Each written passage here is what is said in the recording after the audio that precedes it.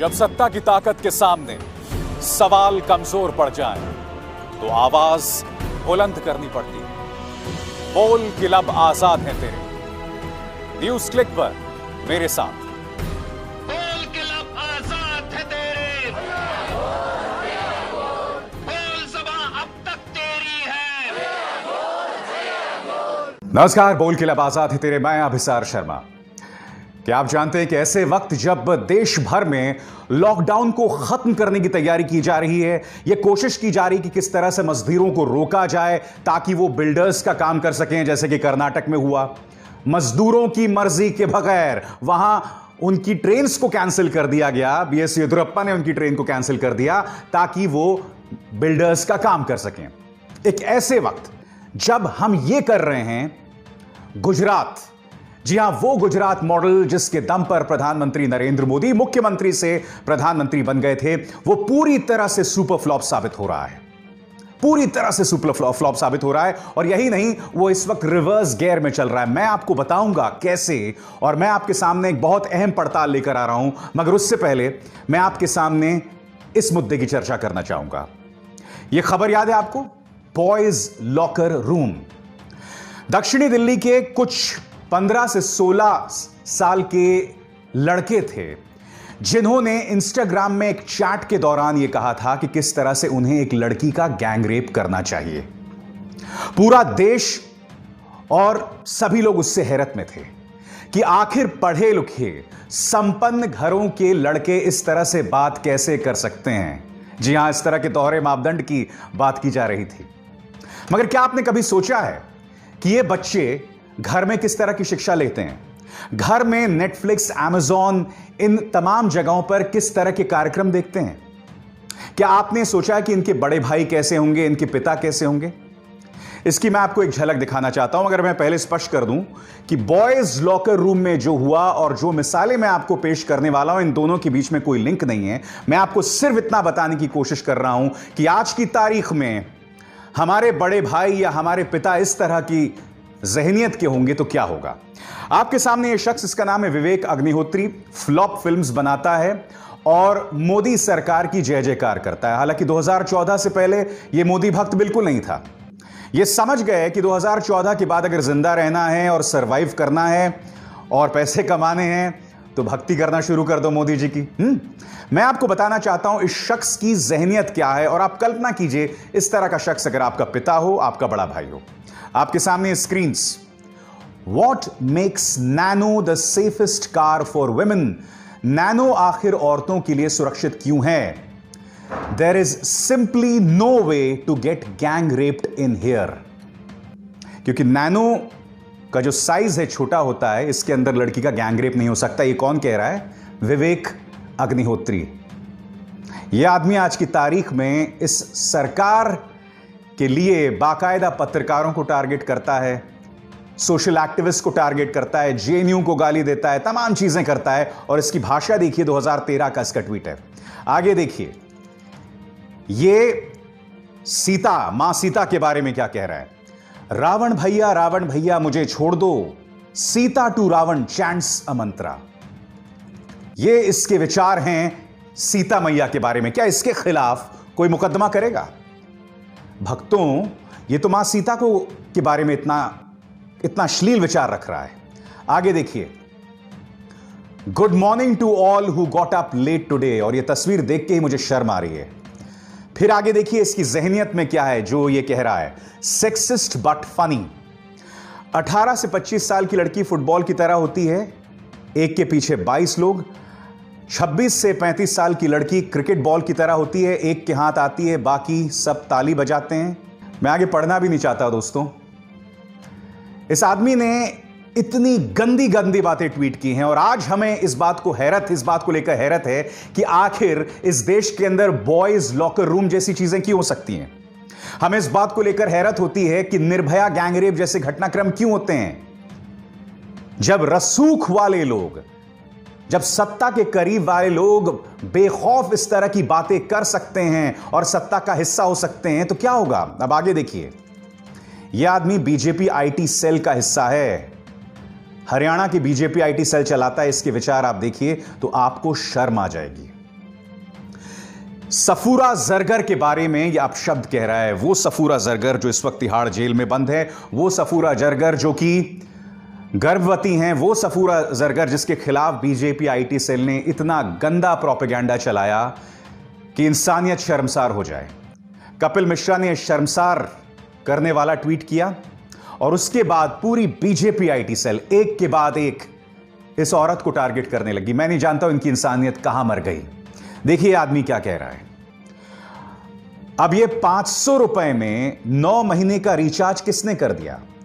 जो मांग रही थी आजादी लेके लौटी आबादी। अब ये अरुण यादव कौन है? इन 3 तस्वीरों में देखिए।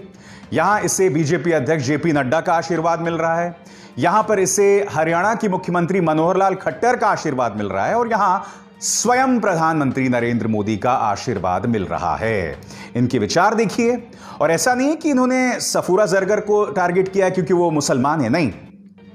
इनके विचार उन तमाम महिलाओं के बारे में ऐसे ही हैं जो प्रधानमंत्री नरेंद्र मोदी और इस सरकार से सवाल करते हैं। और क्या जानते हैं इस शख्स को कौन फॉलो करता है ट्विटर पे? मनोहर लाल खट्टर, कैलाश विजयवर्गीय, अमित मालवीय। ये तीनों चेहरे जो हैं इस आदमी को ट्विटर पर फॉलो करते हैं और ये बीजेपी आईटी सेल का प्रमुख है हरियाणा के अंदर। मुझे हैरत नहीं होती क्योंकि आप जानते हैं कि पिछले 1.5-2 सालों से मैं लगातार बीजेपी आईटी सेल के बारे में आपके सामने कार्यक्रम करते रहा हूं और मैं जानता हूं कि इन लोगों के जहन में सिवाय कचरे के, सिवाय कूड़े के कुछ नहीं है। इसलिए मैं आपसे फिर कहना चाहूंगा कि आपको हैरत नहीं होनी चाहिए कि इस देश के अंदर निर्भया गैंगरेप जैसी घटनाएं क्यों होती हैं या बॉयज लॉकर रूम जैसी घटनाएं क्यों होती हैं, क्योंकि यह है सोच इन लोगों की। इन्हीं से प्रेरणा पाकर 16-17 साल के बच्चे जो हैं इस तरह की बातें करते हैं।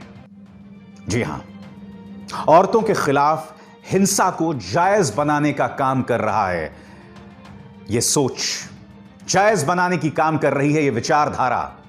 और एक दिन ऐसा आएगा जब हम अंदर से राक्षस हो जाएंगे, हम अंदर से खोखले हो जाएंगे, हमारी आत्मा मर जाएगी और तब बहुत देर हो जाएगी। मगर तब तक आप अपने नफरत के अंदर मैरिनेट होते रहें, आप अपने जहर के अंदर उबलते रहें और इस ज्वालामुखी को अंदर पाल के न सिर्फ अपना बल्कि अपने परिवार का भी नुकसान करते रहें। जय हिंद। और अब हम दूसरे मुद्दे की चर्चा करने जा रहे हैं और यह दूसरा मुद्दा है गुजरात मॉडल जो पूरी तरह से सुपर फ्लॉप हो गया है। कैसे, मैं आपको बताता हूं। आपके स्क्रीन पर देश के स्वास्थ्य मंत्री हर्षवर्धन जो महाराष्ट्र के अंदर जो स्थिति है उसको लेकर चिंता जता रहे हैं। जी हां, मगर स्वास्थ्य मंत्री का ध्यान जो है गुजरात की तरफ कतई नहीं जाएगा क्योंकि गुजरात इस वक्त रिवर्स गियर पर है। आपके सामने सिलसिलेवार तरीके से मैं बताना चाहता हूं कि गुजरात में अब अगले 1 हफ्ते के लिए लॉकडाउन होने वाला है और यह बहुत बड़ा लॉकडाउन है। जी हां, एक ऐसे वक्त जब देश में लॉकडाउन खुल रहा है कई जगहों पर, यहां पर यह हालत होती जा रही है। वो गुजरात मॉडल। जी हां, खबर क्या है?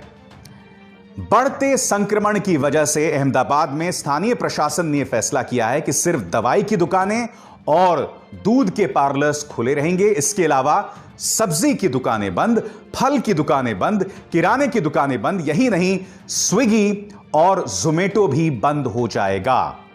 आगे देखिए, अहमदाबाद म्युनिसिपल कॉर्पोरेशन ने यह भी फैसला किया है कि सभी निजी अस्पताल, क्लिनिक्स और नर्सिंग होम्स अगले 48 घंटे में खुल जाएंगे, वरना उनके लाइसेंस कैंसिल हो जाएंगे। इसके अलावा अहमदाबाद म्युनिसिपल कॉर्पोरेशन ने 7 प्राइवेट अस्पतालों को चिन्हित किया है ताकि वो इसका इलाज कर सकें।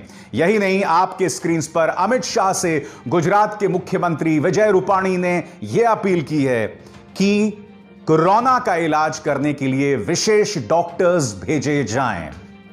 यह क्या बता रहा है कि गुजरात में हालात बिल्कुल बेकाबू हैं।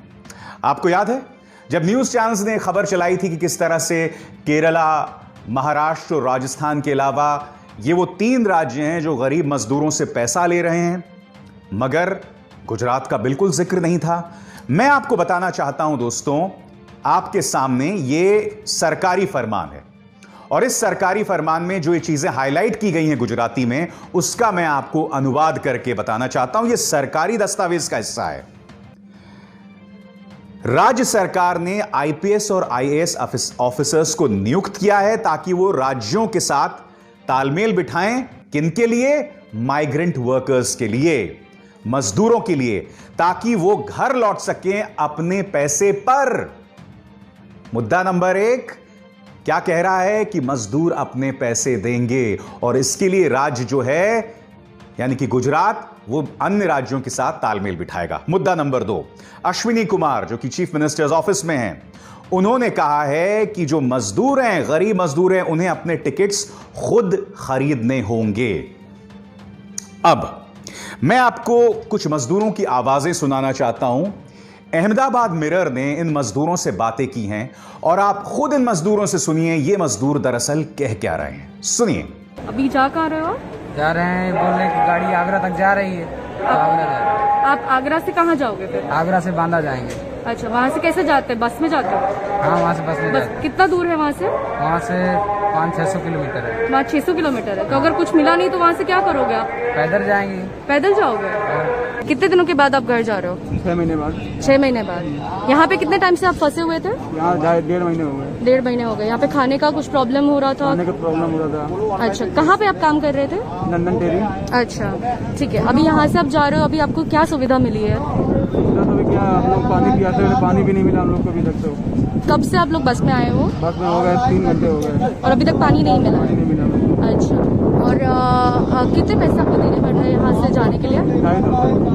250 रुपए। कल जो अचानक सिर्फ 24 घंटे का भी वक्त नहीं दिया गया था वहां के लोगों को कि अब तमाम दुकानें बंद हो जाएंगी, मैं आपको दिखाना चाहता हूं कि पत्रकार जनक दवे ने यह तस्वीर पेश की है और इस तस्वीर में देखिए क्या बुरे हालात बन गए हैं अहमदाबाद के। लॉकडाउन की ऐसी तैसी हो गई है, फिजिकल डिस्टेंसिंग की ऐसी तैसी हो गई है। यहां देखिए क्या हालात हैं।